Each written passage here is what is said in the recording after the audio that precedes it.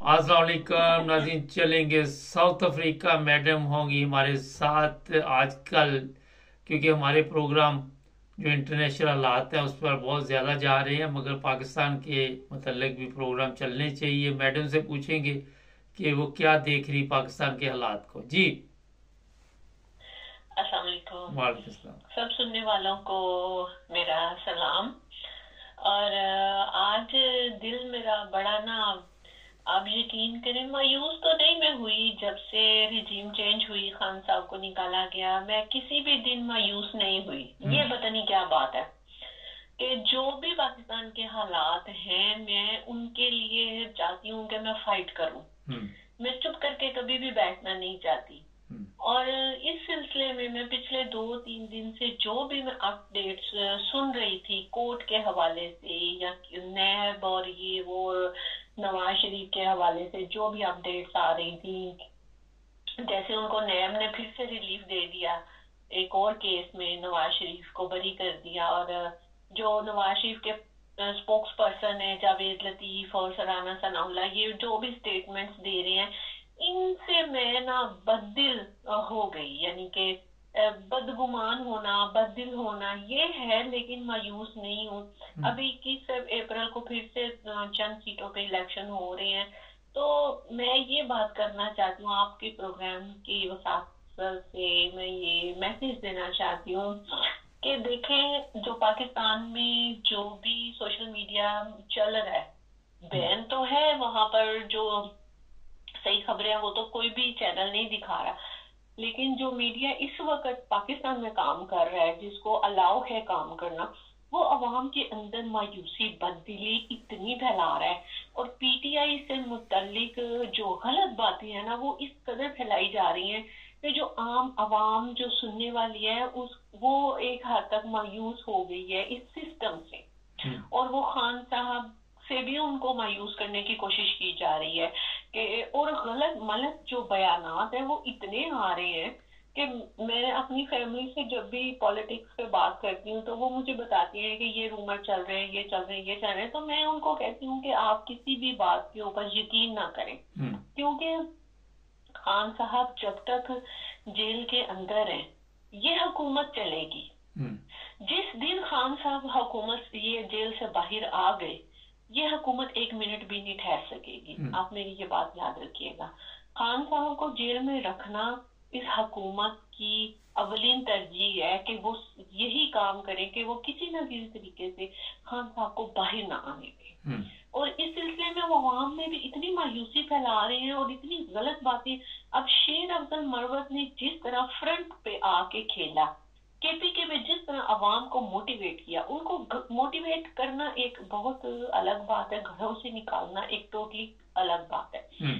डर और खौफ की फिजा में जिस तरह शेर अफजल मरवत ने लोगों को घरों से बाहर निकाला और फ्रंट पे आके खेले, वो मैं कहती हूँ कि वो रियल में खान साहब के शाना बशाना खड़े हैं। अब उन पे इतना, मतलब कि उनकी पर्सनैलिटी को इतना किया जा रहा है कि वो ऐसे हैं, वो गद्दार हैं, वो अपनी ये अपना शो ऑफ करते हैं, वो अपनी वीडियो अपलोड करते हैं, वो टिकटॉकर है, ये है वो है, और वो गद्दार है। और उनके बारे में बहुत से गलत बयान दिए जा रहे हैं। लेकिन अगर आप देखा जाए तो आज तक कौन सा ऐसा जो सीनियर लीडरशिप है वो पंजाब में निकली है? हम आदर को देख लें, वो भी गायब है, मोनस सिलाई है, वो भी गायब है। यानी वो उन्होंने अपने आप को अंडरग्राउंड किया हुआ। मेरे नजर में ये अच्छा किया हुआ है, क्योंकि गलत मुकदमात या सही मुकदमात बना के उनको जिस तरह से अजियत दी जानी थी उससे वो बचे हुए हैं। आप देखें, सरफराज चीमा की हालत देखी है आपने? वो पंजाब का गवर्नर था और आपने उसकी हालत देखी है? तरस आता है देख के, इतने इतने लंबे बाल और सफेद बाल, दाढ़ी के भी और सर के भी। और पता नहीं 100 साल का वो बूढ़ा लग रहा है और मरीज भी लग रहा है, उसको लाश की भी सहूलत मुयसर नहीं दी गई। यानी कि जितना टॉर्चर किया गया है पीटीआई के ऊपर, उसकी वर्कर्स के ऊपर, जिनको ये बर्गर बच्चे कहते थे, ये कहते थे, वो कहते थे, ये भी टिकटॉकर है, ये हट जाएंगे पीछे, इतना जुल्म नहीं सह सकेंगे, डंडे नहीं सह सकेंगे, वो तो इतना टॉर्चर सहा। और आज भी वो जमात खड़ी है और आज भी उसकी पॉपुलैरिटी میرے نزدیک 80 to 85% اس کی پاپولیرٹی ہے. تو میرا یہ جو پیغام ہے پاکستانی عوام کے لیے، جو بھی یہ میری باتیں سن رہا ہے وہ کبھی بھی مایوس اور بددل نہ ہو، اور جو سینئر لیڈرشپ فرنٹ پہ آگے خان صاحب کا پیغام ہم تک پہنچا رہی ہے، اور جو نہیں بھی پہنچا رہے ان کے بارے میں اپنے ذہنوں میں غلط رائے قائم مت کریں. تو میری یہ بات تھی. چند منٹ جی ذرا مختصر کریں. جی دوسری بات میں یہ کہنا چاہتی ہوں کہ دیکھیے پاکستان پہ جو اوپر کے درجے پہ جو حکمران ہیں، جو اداروں میں بیٹھے ہوئے ہیں، جو سول بیوروکریسی ہے اور جو اسٹیبلشمنٹ ہے ہماری، سادہ لفظوں میں آپ یہ بھی کہہ سکتے ہیں جو ڈاکو بیٹھے ہوئے ہیں، مختصر یہ بھی کہہ سکتی ہیں. جی آپ کہہ سکتے ہیں، لیکن یہ تھوڑا سا ایک ہوتا ہے، وہ کہتے ہیں ڈپلومیسی ہوتی ہے کہ آپ بات بھی کر دیں اور اگلا بندہ سمجھ بھی جائے. پالیٹکس میں تھوڑا سا ایسے ہوتا ہے. جو ہمارے طاقتور ادارے ہیں، اب یہ کہہ لیں سیدھی بات، جو ہمارے طاقتور ادارے ہیں ان میں جو لوگ بیٹھے ہوئے ہیں، آپ ان کو دیکھیں، وہ سالہ سال سے بیٹھے ہوئے ہیں، ان کی باریاں لگی ہوئی ہیں. ٹھیک ہے، 5 سال اس کے 5 سال اس کے. تو وہ لوگ جو ہیں نا، وہ کسی تیسرے کو آؤٹ آف سلیبس کو کبھی بھی نہیں آنے دیں گے. یہ میں بات کرنا چاہتی ہوں، اور میں نے یہی نتیجہ اخذ کیا ہے 2-3 دن میں جو میں نے اپڈیٹس سنی ہے، کہ کوئی بھی ادارہ، کوئی بھی سیاسی پارٹی پی ٹی آئی کو آگے نہیں آنے دے گی، اور ان کو ایسے ہی سمیش کیا جائے گا کہ یہ ختم ہو جائے. لیکن وہ ختم نہیں ہوگی.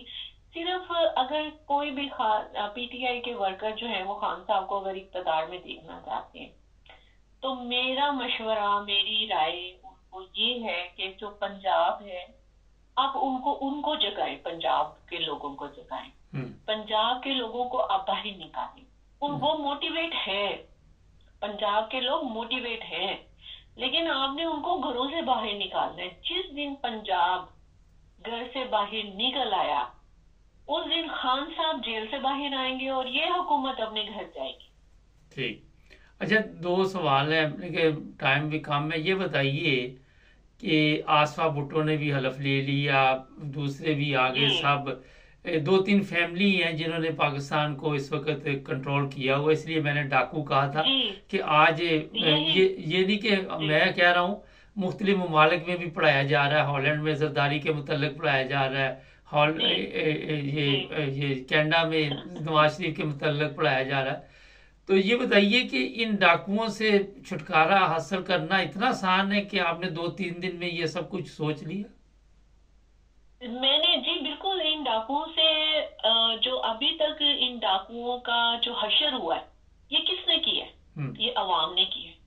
اللہ تعالیٰ بھی چاہتا ہے کہ اب ان کے پول کھل جائیں. اس لیے اللہ نے ان کی جو لوگوں کے دلوں میں ان کی نفرت ڈال دی ہے، ان کے پول کھول دی ہیں. سامنے اتنے عرصے سے یہ چھپے ہوئے تھے، ہمیں کچھ پتہ نہیں چلتا تھا کہ اندر کھاتے کیا چل رہا ہے. تو اب یہ سب کچھ کھل کے جب سامنے آیا تو لوگوں کے دلوں میں نفرت ہوئی ہے. تو اس لیے عوام جو ہے نا، صرف عوام اس طاقتور مافیا، میں اس کو مافیا کہوں گی، اس طاقتور مافیا سے صرف عوام ہے جو چھٹکارا دلا سکتی ہے عوام کو. رائٹ؟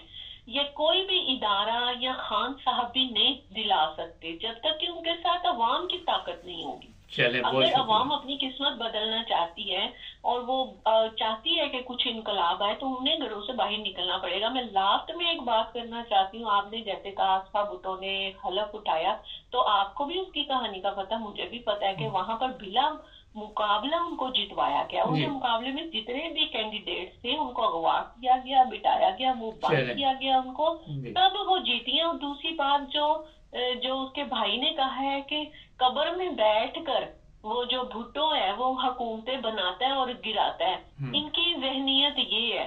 آپ دیکھیں، اب ہم ان سے اپنے مستقبل کو جوڑ لیں، یہ ہمارے لیے کیا سوچیں گے؟